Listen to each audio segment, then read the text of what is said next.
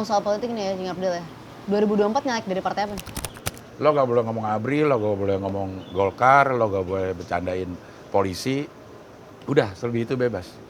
Bahkan kita ngomong Cina aja aman. Jadi yang paling ideal Jokowi lagi harus.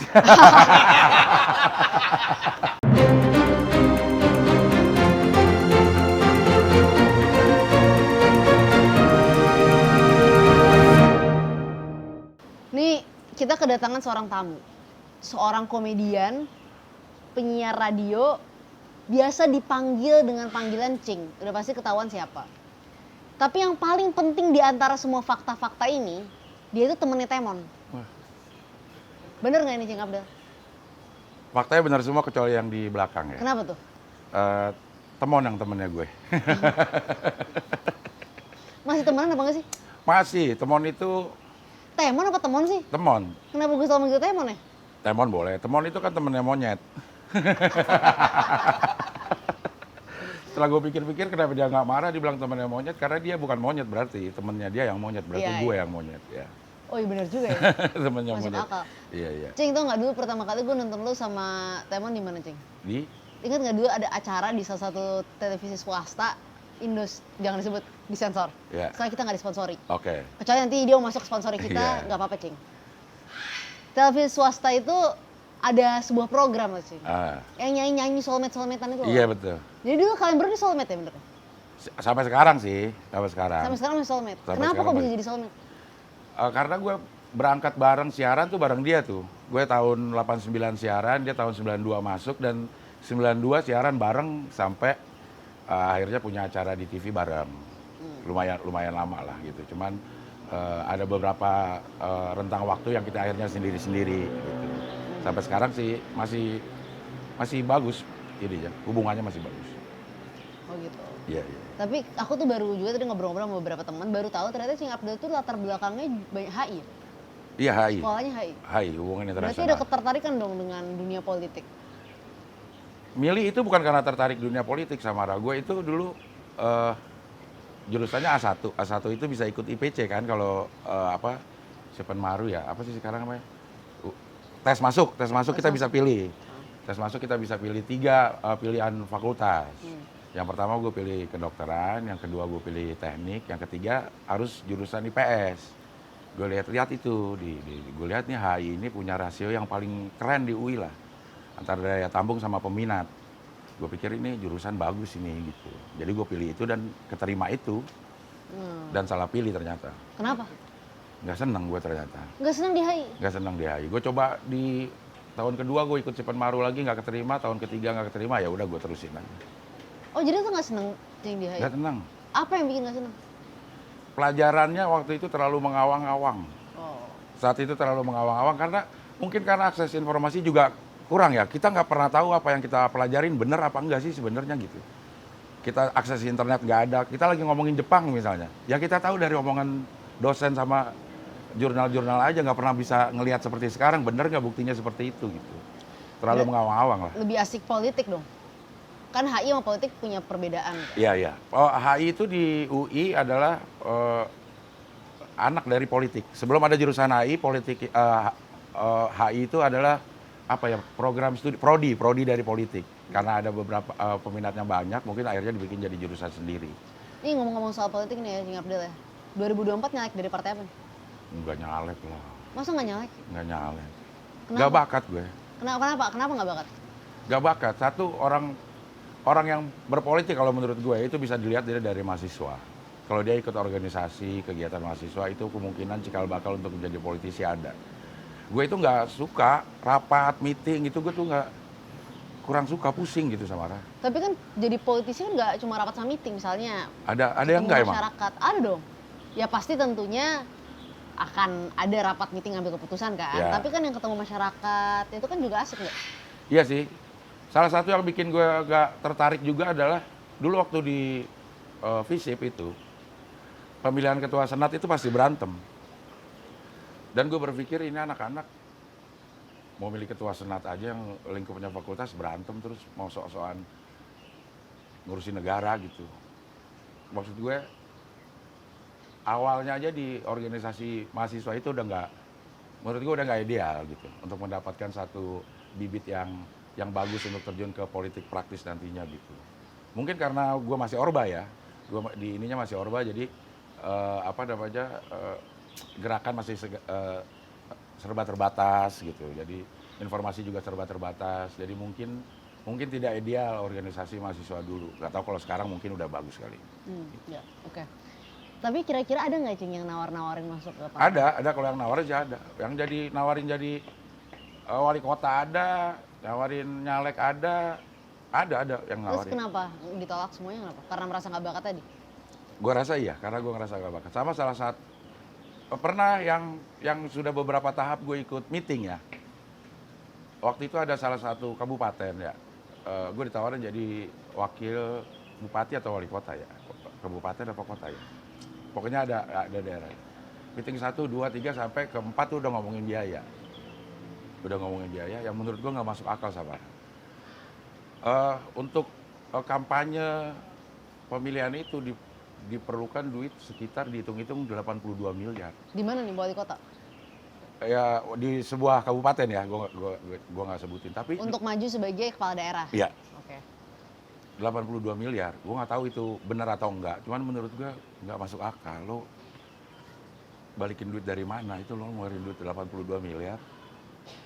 Lo balikinnya dari mana gitu? Kecuali lo memang udah nggak perlu uang. Kecuali lo memang hidup lo udah pengen ngabdi sama masyarakat gitu. Kalau lo mau balikin itu 82 miliar dibagi 5 tahun, itu udah 16 miliar per tahun. Dapat duit dari mana itu? Jadi menurut gue kayaknya kalau masih begitu ya nggak ideal dan nggak fair sama orang-orang yang punya kemampuan tapi nggak punya duit gitu. Iya. Dan punya dedikasi yang bagus, memang ingin membuat masyarakat ini maju, nggak fair gitu. Kalau secara faktanya memang perlu duit segitu banyak untuk bisa masuk ke maju ke wali kota atau jadi anggota DPR atau apa gitu. Cing, tapi ini kan menarik banget nih soal biaya politik di Indonesia itu kan emang tinggi ya. Itu kan semua tahu lah di level caleg lah, mau kepala daerah, apapun itu. Tapi kan kayak tadi Cing Abdel bilang nih, banyak orang-orang bagus tapi nggak punya biaya yang cukup, akhirnya mereka nggak bisa maju nih ke dalam kontestasi pilkada, pileg, segala macam kan. Kalau Cing Abdel sendiri ngeliatnya gimana Cing? Kalau misalnya ada orang-orang bagus, tetapi banyak nih orang-orang dengan sumber dana yang cukup besar yang membantu orang-orang bagus ini untuk masuk misalnya ke dalam DPR, untuk jadi kepala daerah gitu, baik level kabupaten atau wali kota gitu. Ngeliatnya gimana Cing? Karena ada orang-orang nih yang punya dua pandangan Cing. Pandangan yang pertama orang ngelihatnya, waduh bahaya dong nanti biayain bohir-bohir, loyalitas terhadap bohir-bohir. Tapi juga ada orang-orang misalnya yang lebih realistis melihat, ya kalau nggak pernah ada orang yang mau memberikan dana, akhirnya orang-orang yang bagus-bagus ini mau kaya dulu dong, kapan majunya, kapan bisa suksesnya gitu. Ya. Sebenarnya gue percaya ya, politik itu sama olahraga mungkin hampir sama ya kalau kata gue ya. Di olahraga itu ada orang yang kaya, punya uang, dan punya dedikasi yang cukup tinggi sama olahraga yang dia senengin, dan dia mau ngeluarin uang tanpa berharap imbalan atau kembali nantinya. Gue rasa di politik juga ada orang yang seperti itu, yang punya uang, yang pengen bangun negara ini, pengen nyumbang kemampuannya, dan dia punya harta, dia pengen nyumbangin harta untuk kemajuan negeri ini. Gue rasa banyak yang seperti itu. Di olahraga di skup kecil, di olahraga basket kita sering dengar Erick Thohir berapa banyak dia keluarin, dia tidak minta apa-apa. Atau di pingpong gue kenal banyak orang yang ngeluarin duit miliaran untuk pembinaan dan dia tidak berharap apa-apa gitu. Dan gue yakin itu pun ada. Cuma mungkin ada beberapa orang yang punya uang dan mengharapkan uang itu akan kembali, itu yang bahaya kalau menurut gue. Dan itu mungkin bisa diseleksi atau bisa dieliminasi dari lo jangan terima uang dari sembarangan orang, lo lihat aja gitu. Mungkin dari partainya bisa melakukan seleksi itu dulu, lihat ini orang benar atau enggak gitu. Uang kan memang sangat menggoda gitu, cuma ya jadi akan seperti ini kalau siapa aja diterima, nanti 2-3 tahun kemudian baru dampaknya kita rasain gitu, dari orang yang punya uang dan pernah ngasih dan ternyata punya harapan untuk kembali gitu. Ya, masuk akal sih, bisa difilter kan orang-orangnya, bisa difilter siapa aja gitu. Yeah. Tapi Cing Abdel ngeliat teman-teman Cing Abdel sekarang yang terjun ke politik kayak gimana nih? Pelawak banyak, artis banyak gitu ya. Gue salah satu orang yang percaya bahwa masyarakat, entah karena pergaulan gue sempit atau gitu, Cuman gue rasa di sekeliling gue udah banyak yang tahu bahwa untuk terpilih tidak sekedar punya popularitas. Teman-teman gue punya popularitas yang cukup bagus dan ada beberapa yang gue tahu dia juga berbakat di politik ini, tapi nggak semuanya gitu. Eh, Dongkrak popularitas mungkin bisa, cuman kayaknya untuk apa ya meningkatkan keterpilihan itu kayaknya sekarang udah nggak musim deh.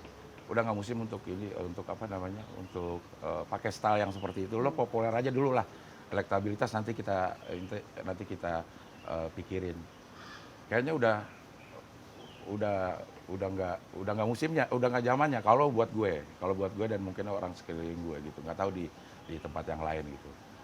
Tapi modal dari popularitas teman-teman gue itu bagus dan kalau potensinya dikeluarin juga mungkin bisa berhasil gitu.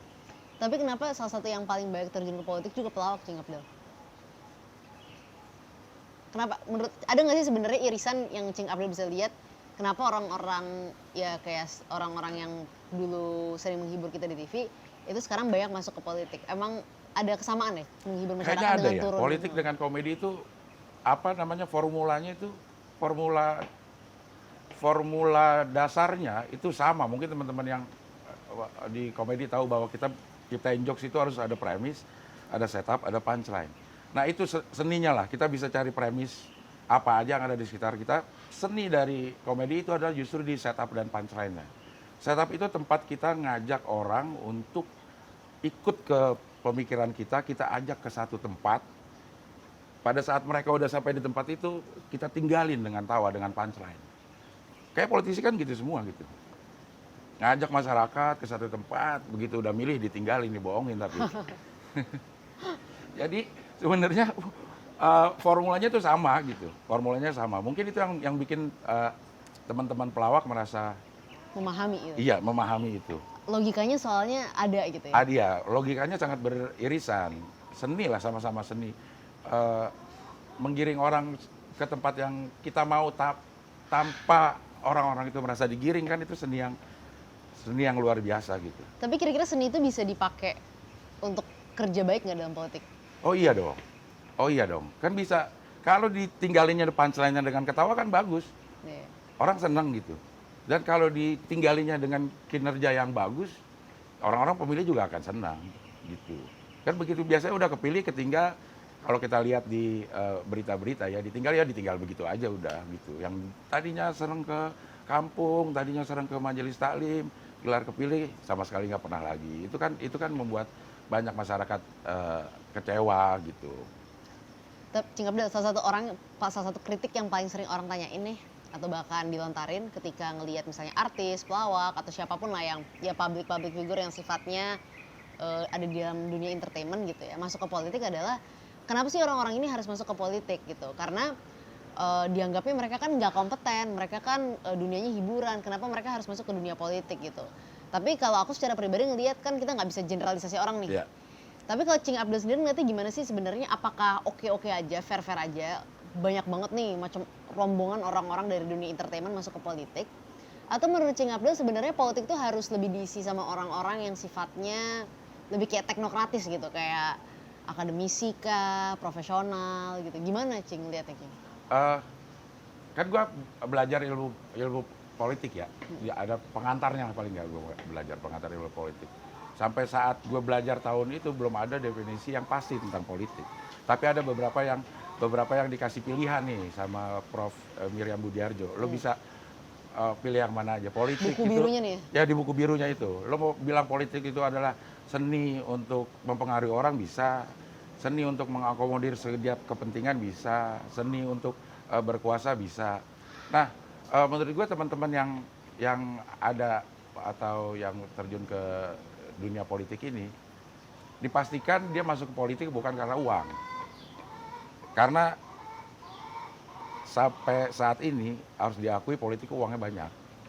Baik pengeluaran maupun pendapatannya gitu. Nah kalau orang masuk ke politik, teman-teman gue ini masuk ke politik karena pengen dapat uang ya kacau lah gitu. Tapi kalau mereka masuk ini memang dengan ada kegelisahan dari dirinya yang mungkin menurut mereka bisa disampaikan lewat jalur ini, itu bagus-bagus aja. Fair-fair aja sih menurut gue. Semuanya bisa eh, melakukan dengan bagus. Kayak gini deh, di Kemenlu itu bikin anak HI banyak eh, apa namanya? Kayak jadi ya sialan yang diterima tuh dari sastra, yang diterima dari ekonomi untuk jadi masuk Kemenlu. Padahal itu harusnya HI. Tapi menurut Kemenlu yang gue dengar gitu, lebih baik lo ambil sarjana ekonomi, terus lo ajarin politik sebentar, akhirnya jadi diplomat. Daripada lo ambil anak HI, anak politik, lo ajarin ekonomi lama gitu. Nah sama lah seperti itu mungkin. Para partai ngelihat ini ada orang yang secara suara bagus, ya gue ambil aja nanti gue ajarin politik lah sebentar. Daripada yang punya kemampuan politik tapi harus lama untuk dapetin suaranya gitu. Jadi sah-sah aja sih kalau menurut gue. Oke, jadi fair aja lah ya, ini Iya. kan market yang terbuka. Kita pindah dikit nih dari politik Cing Abdel. Ada sesuatu juga yang menarik nih di bidang olahraga dari Cing Abdel kan. Kan Cing Abdel ini cukup vokal terkait tenis meja ya. Iya, karena darah gue adalah darah tenis meja. Kenapa? Karena gue suka tenis meja, gue main tenis meja, gue pemerhati tenis meja, gue bergaul sama orang-orang tenis meja, gue tumbuh besar itu dengan apa namanya bermain tenis meja. Jadi gue seneng banget sama tenis meja. Awalnya itu gimana sih Cing? Karena dia kan bukan olahraga yang sepopuler kayak sepak bola atau bulu tangkis di Indonesia kan. Sebenarnya kalau untuk apa namanya pemberitaan memang tidak sepopuler bulu tangkis atau tenis meja atau bola. Cuma secara fair kalau kita lihat hampir setiap kantor punya Tenis tenis meja, meja. iya sih, Hampir benar. setiap RT punya tenis meja. 17 Agustusan yang pasti ada pertandingan ya tenis meja. Bola belum tentu ada loh antara RT gitu. Ya kalau tenis meja saya gampang Ya, kan. jadi mungkin secara pemberitaan tidak terlalu seperti bulu tangkis dan sepak bola, tapi untuk populer di masyarakat itu apa namanya olahraga yang sangat sangat merakyat lah gitu. Hampir semua orang bermain tenis Dari meja. setiap kelas sosial main tenis meja. Main betul. Nah, dan gue tumbuh di lingkungan yang seperti itu sampai sekarang gue sering memperhatikan apa namanya perkembangan tenis meja. Jadi gue senang aja gitu bersuara di bidang di tenis meja tuh gue senang. Masalah tenis meja di Indonesia itu apa Cing? Yang paling kelihatan yang menurut Cing Abdel harusnya bisa diperbaiki. Yang kelihatan gue tahu, tapi apakah itu bisa diperbaiki gue nggak tahu ya. Ada dualisme di apa namanya induk PT MSI. Kita induk organisasi tenis meja itu PT MSI, Persatuan Tenis Meja Seluruh Indonesia. Tapi sekarang ada dua, ada PB, ada pengurus besar dan ada PP pengurus pusat. Sejarahnya memang panjang kenapa bisa seperti itu. Tapi yang menjadi masalah adalah begitu kita mau kirim atlet ke luar negeri, yang berafiliasi ke KOI terus ke IOC itu adalah PP. Jadi kalau ada event luar negeri, ya IOC pengen taunya yang ngirim PP, gitu. Kalau yang di dalam negeri itu PB. Nah secara objektif katanya yang gue dengar, kalau untuk mengirim apa namanya pemain, PP itu tidak melakukan seleksi, jadi tunjuk, gitu. Hanya nunjuk aja. Jadi bukan pemain yang terbaik yang apa namanya yang terkirim gitu. Dan tidak ada pembinaan di sana gitu. Jadi PB yang ngurusin dalam negeri, PP yang ngurusin kalau kirim ke luar negeri. Ya akhirnya Tapi kan jadi ribet karena dua-duanya nggak ada komunikasi kan. itu dia, karena PP dan PB-nya tidak idealnya satu lah mungkin. Misalnya apapun namanya bukan PB atau PP atau jadi PS misalnya gitu. Tapi ada satu divisi dalam negeri, satu divisi luar negeri, tapi tetap satu induk ya. Satu induk. Nah ini agak ribet. Nah gantian nih PB bikin PON atau bikin pertandingan dalam negeri. Ada atlet dari PP, atlet PP. Kita jadi dua tuh nyebutin sekarang nih. Wah dia pemain PB ya, ini pemain PP. Begitu pemain PP pengen ikut di satu daerah, PB nggak kasih rekomendasi, nggak bisa main lagi nih anak. Jadi yang rugi ya Atletnya. pasti Dan atletnya. kita juga orang-orang yang nonton tenis meja Iya. kan. Kemarin gue baru ngobrol sama Nael itu salah satu apa namanya atlet yang dikirim di SEA Games, umurnya baru 19 tahun, rankingnya nomor 1 di Indonesia sekarang. Dia nggak bisa ikut PON karena menurut PB dia orang PP. Jadi dia nggak ada daerah yang berani untuk manggil dia untuk ayo lo gue kirim dari daerah gue, enggak. Karena nggak ada rekomendasi katanya ya. Sampai dia berpikir apa gue pindah warga negara aja Cing ya. Karena dia udah main di Austria. Tapi dia nggak bisa main di dalam negeri. Anak-anak kita itu main di Austria, main di Swedia, pelatih kita itu melatih di Malaysia, melatih di Singapura. Karena secara teknis berkualitas. 2 atau 3 SEA Games yang lalu lah, 4 atau 5 ini ya. Kita itu pasti selalu dapat medali, selalu dapat medali di SEA Games. Karena itu salah satu cabang olahraga yang pasti dapat medali itu pingpong. Kemarin kita nggak dapat sama sekali. Karena menurut Nael, dia nggak pernah punya pengalaman bertanding ke luar negeri. Gue masuk ke ininya aja, ke arenanya udah gemeteran cing. Karena saking tidak pernah merasakan atmosfer bertanding seperti ini gitu. Jadi pukulan gue tuh ngaco terus gitu. Dan sekarang umur 19 tahun, dia bingung nih. Gue kuliah apa gue terus main pingpong ya. Kalau main pingpong di Indonesia itu cuma ada 2 klub yang melakukan pembinaan. Dari seluruh Indonesia cuma ada 2 klub. Dibanding sama 10-20 tahun yang lalu, hampir setiap perusahaan punya klub. Kayak sekarang volley deh. Volley itu PLN punya, segala macam punya gitu. Sekarang udah nggak ada. Hanya dua ada di Jawa Tengah, Sukun namanya PTM Sukun, sama di Jakarta itu PTM Stony yang melakukan pembinaan. Jadi menurut gue memang harus dibenahi ini, harus segera jadi satu supaya ada program dari PB, APP atau apapun namanya gitu. Kemarin katanya Kemenpora udah mengambil alih hanya untuk keputusan untuk ngirim ke SEA Games. Gue nggak tahu apakah nanti kesananya Kemenpora akan ikut membenahi, mudah-mudahan sih supaya Karena bisa. soalnya kalau nggak merugikan semua tuh cara Iya. dualisme kayak gitu kan. Iya. Ribet ya. Selalu ada. Kasihan Nael, kasihan anak-anak yang baru 19 tahun.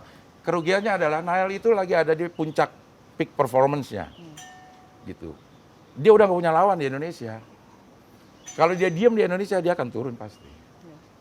Karena yang tua udah terlalu jauh, yang muda belum ngejar. Iya. Yang tua udah dalam grafik menurun, kalau si Nael ngelawan dia akan turun, bukan tambah jago gitu. Iya. Dan dia harus sering dikirim keluar, kalau enggak Dengan ya. yang sesuai dengan dia. Iya. Satu level gitu kan. Iya, iya. Cing Abdel kan berkomedi sejak zaman Orde Baru, benar nggak sih? Iya betul. Kira-kira apa perbedaan berkomedi di zaman itu sama sekarang? Enakan dulu ya. Kenapa? Dulu itu kita tahu batas-batas yang nggak boleh kita omongin. Karena udah jelas. Udah jelas. Lo nggak boleh ngomong ABRI, lo nggak boleh ngomong Golkar, lo nggak boleh bercandain polisi. Udah, selebih itu bebas. Bahkan kita ngomong Cina aja aman. Sekarang aneh menurut gue gitu. Gimana tuh? Iya, keterbukaan terbuka lebar gitu. Tapi ketersinggungan tambah tersinggung ya. Mungkin karena waktu Orde Baru itu kita dipaksa untuk tidak tersinggung. Udah lo ngomong kayak gini gak usah diambil hati gitu. Walaupun banyak ya percikan-percikan kejadian-kejadian Tanjung Priuk yang kayak gitu. Cuman ya cepet tercover gitu. Udah nggak usah diomongin yang ini. Semuanya setuju untuk nggak ngomongin. Mungkin kayak api dalam sekam mungkin ya gitu. Cuman yang berasa adalah kalau gue yang di komedi lebih gampang memilih atau membuat materi. Yang ini nih nggak boleh, yang ini boleh, yang ini nggak boleh gitu. Sekarang kita mungkin bisa mengkritik seseorang, cuman ntar buzzernya yang nyerang gitu. Jadi ketakutannya bukan pada aparat hukum lagi ya? Betul. Tapi terhadap publik. Publiknya, iya. Iya. Yang tersinggung juga banyak yang publiknya. Nah, justru jadi tantangan lah. Jadi makanya gue sama anak-anak komedian yang sekarang itu cukup salut karena anak-anak stand up comedian ya terutama ya. Dia itu bisa mengambil materi dengan keterbatasan punchline lah. Kira-kira gitu. Dan mereka tetap hidup gitu. Tapi sebenarnya Cing, kalau misalnya di era sekarang ini kan juga banyak misalnya stand up comedian atau pelawak-pelawak yang memang senang juga dengan keributan itu kan. Emang sengaja misalnya ngelempar topik-topik yang kontroversial yang kemungkinan besar membuat masyarakat tertinggung. Karena itu bisa jadi malah jadi akan ada menciptakan market baru nih buat mereka gitu. Iya. Ya itu memang kerjanya komedian itu. Komedian itu harus resah. Kalau nggak resah memang jadi nggak lucu gitu. Komedian itu, mungkin teman-teman komedian yang udah kaya, udah nggak resah, jadi nggak lucu, dia pengen resah lagi masuk ke politik kali jadinya, pengen merasakan keresahannya. Karena kelucuan itu memang tercipta dari keresahan, gitu. Apa namanya? eh, Komedi itu adalah tragedi plus time katanya gitu. Jadi tragedi kita kasih waktu beberapa saat untuk orang berdamai, lo akan bisa jadi itu Menertawakan komedi. gitu. Iya. Itu apa namanya? Rumus paling paling paling dasar dari komedi gitu. Saat kita jatuh, kepleset gitu. Saat itu adalah tragedi. Cuman kalau udah kasih waktu 2 hari, 3 hari kita cerita sama temen dengan ketawa-tawa itu. Iya, iya. Nah itu apa rumus dasar dari komedi. Cuman time-nya ini yang relatif, nggak sama hampir semua orang kan. Time Cing Abdel sama aku beda ya? Beda gitu. Mungkin kalau gua kepleset, buat gue itu memalukan, jadi mungkin setahun 2 tahun gak bakal hilang ngomongin itu gue masih sebel gitu. Ada orang yang besoknya udah bisa ceritain dengan ketawa-tawa.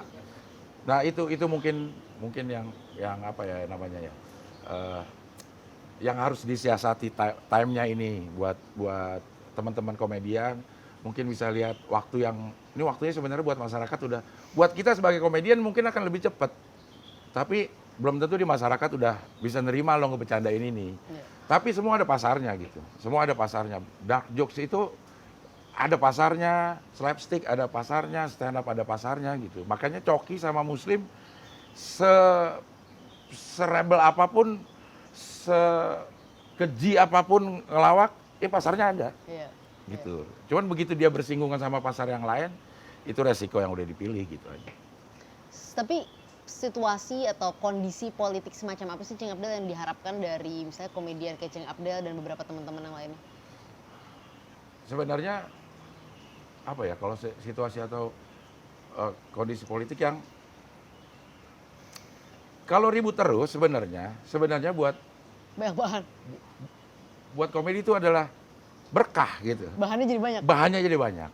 Bahannya jadi banyak. Cuman kalau adem-adem terus agak sulit juga sih ya untuk membuat komedi. Ya cuman pasti komedian akan beradaptasi dengan perkembangan atau situasi yang ada gitu. Gak ada yang ideal sih. Yang ideal adalah cuma mereka bebas berekspresi, itu mungkin ya. Lo mau ribut lo mau ini, cuman pada saat para seniman berekspresi ya jangan dipagerin, atau jangan diganggu, atau jangan ditangkep, ya kayak gitu. Menurut Cing Abdel nih ya, kan banyak orang bilang komedi itu tuh ada salah satu cara terbaik gitu untuk melancarkan kritik-kritik politik gitu, Iya. secara elegan, secara santai, bahkan tapi juga secara tajam gitu Iya. kan. Cing Abdel setuju gak sih kalau misalnya komedi ini memang menjadi salah satu sarana untuk orang-orang muda yang kritis memberikan ekspresi mereka Iya. terkait politik? Kalau untuk menyampaikan sebagai salah satu pintu pintu aspirasi kita menyampaikan keresahan kita, iya. Cuma apakah itu didengar, gue nggak yakin. DPR itu bikin lomba kritik DPR loh, stand up komedi lomba kritik DPR. Tapi Ya, ya nggak didengar juga. ya kata orang DPR kan ini lagi bercanda, ya dianggap aja bercanda kritiknya. Nggak ada beberapa kan Itu gue jadi ide bagus yang akan dipakai oleh DPR itu. gue pernah jadi juri di lomba kritik DPR dan salah satu pesertanya namanya Yuda Brajamusti, lucu banget beatnya kalau kata dia. Ini gue juga nggak nih beatnya dia garis besar seperti ini. Gue nggak ngerti ini DPR bikin lomba kritik gitu. Kita kan di sini bercanda udah pasti nggak didengar. Yang serius aja ribuan orang di depan pintu gerbang nggak didengerin, apalagi kita kata dia. Ketawa-tawa sih, iya. Udah. Iya. Gue, iya ya. Jadi, coba kritiknya, yang dinikmati adalah ketawanya. Bukan isinya. Bukan isinya. Iya, kalau mau memang denger ya beribu-ribu demo itu harusnya lebih, lebih dengar dibandingin. Sebagai cara untuk menyampaikan kritik, bagus. Tapi apakah kritik itu didengar? Ya tergantung orang yang dikritik sih. Iya. Gitu. Oke Cing Abdel, ini bagus banget soalnya sebagai penutup, tapi kita harus masuk ke segmen kedua tentang netizen bertanya. Nah, jadi di Meet the Politician ini kita suka ngumpulin komentar-komentar atau pertanyaan-pertanyaan dari netizen terkait bintang tamu yang datang nih. Ya. Nah, ini ada beberapa pertanyaan dari netizen-netizen kita ke Cing Abdel. Pertanyaan yang pertama nih, artis tuh ngapain sih jadi politisi? Kenapa harus jadi politisi? Maksudnya mungkin kan udah enak jadi artis, hidup enak, duit ada gitu kan, terkenal, gak dibenci orang, diidolakan orang, masuk ke politik kan becek. Ah, mungkin mereka ingin cari tantangan baru. Gue lebih seneng, lebih respect sama orang yang sedang ada di puncaknya terus dia terjun ke politik. Dibanding sama teman-teman atau seniman yang sedang dalam grafik menurun terus masuk ke politik. Mungkin pertimbangannya beda-beda. Mumpung gue lagi turun, kegiatan lagi gak banyak, gue menyalurkan aspirasi. Atau teman-teman yang lagi ada di atas, mumpung gue lagi ada punya nama dan gue didengar, gue sampaikan aspirasi gitu. Jadi menurut gue motivasinya macam-macam lah gitu. Tapi kalau ditanya setuju nggak setuju, ya gue setuju banget. Hak orang juga kan. Ya hak orang juga. Perlu orang-orang yang benar-benar mengerti dan pernah berkecimpung secara nyata di dunia seni supaya membawa aspirasi teman-teman yang lain gitu. Pertanyaan yang kedua nih yang paling seru nih, Cing. Pernah diminta buat jadi buzzer politisi nggak? Pernah nggak, Mas?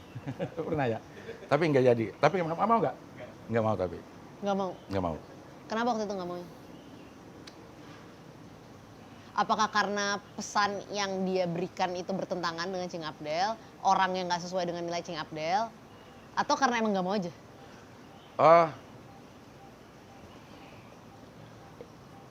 Gue itu di sosial media nggak pernah ngomongin politik sama sekali. Jadi kalau gue ngomongin politik, mengendorse seseorang udah ketahuan bahwa gue dibayar. Dan mungkin objektivitas gue akan terganggu dengan itu gitu. Kalau pakai nama gue mungkin gue akan tolak ya. Tapi kalau mungkin gue disuruh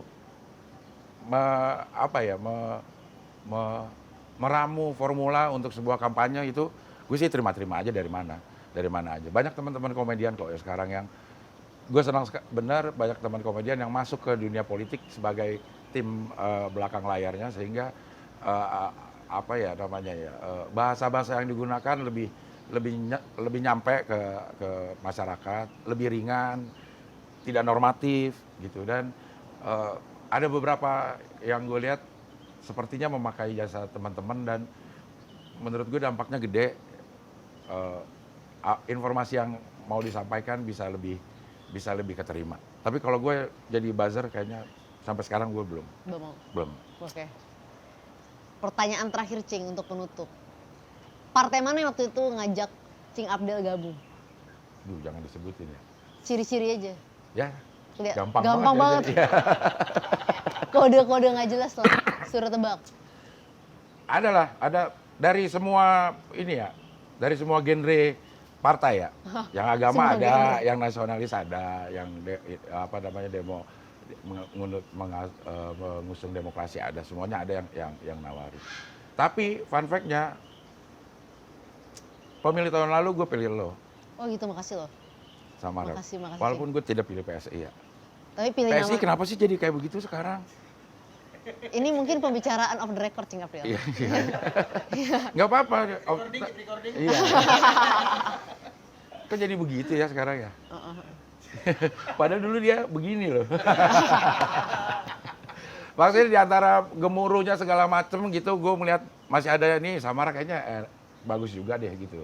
Dia walaupun secara partai gue nggak banget gitu, tapi ada orang-orang yang masih bisa meminimalisir rasa kegeraman gue sama partainya gitu. Setiap partai punya orang yang seperti itu gitu. Waktu itu menurut gue lo adalah orang yang bisa meredam sentimen negatif buat PSI di gue gitu. Tapi sekarang kayaknya nggak ada badai sih jadi gue agak kayaknya badai deh gue milih deh nih.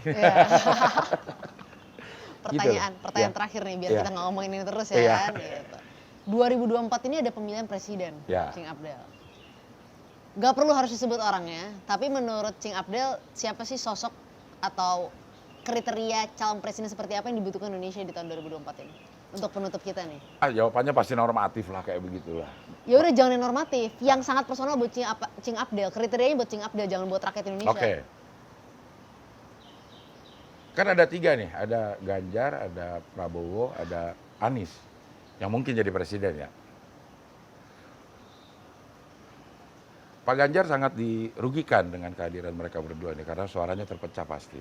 Dia harus bisa. Analisa nih. Iya, dia harus bisa 50/1 baru ini. Kalau enggak, kalau 2 kali putaran pemilih Anies nggak akan ngasih Ganjar, pemilih Prabowo tidak akan ngasih Ganjar. Gitu. Jadi antara dua, kayaknya Prabowo kemungkinan besar ya. Gue bukan pengen Prabowo ya. Prabowo kemungkinannya paling besar. Anies kalau PKS tidak dibujuk keluar, mungkin punya kesempatan juga. Kalau Pak Ganjar ya udah tinggal nerusin gitu. Tinggal nerusin aja. Jadi yang paling ideal Jokowi lagi harusnya. Serem ini. Pinggir jurang kan nih? Terima kasih Cing Terima Abdel kasih, udah datang ke Samara. sini. Iya. Udah main ke sini dan thank you teman-teman yang udah nonton. Jangan lupa like, subscribe dan komen. Dan kalau misalnya ada ide-ide menarik jangan lupa komentar. Nanti kita undang kalian ke sini ngobrol sama Cing Abdel. Iya.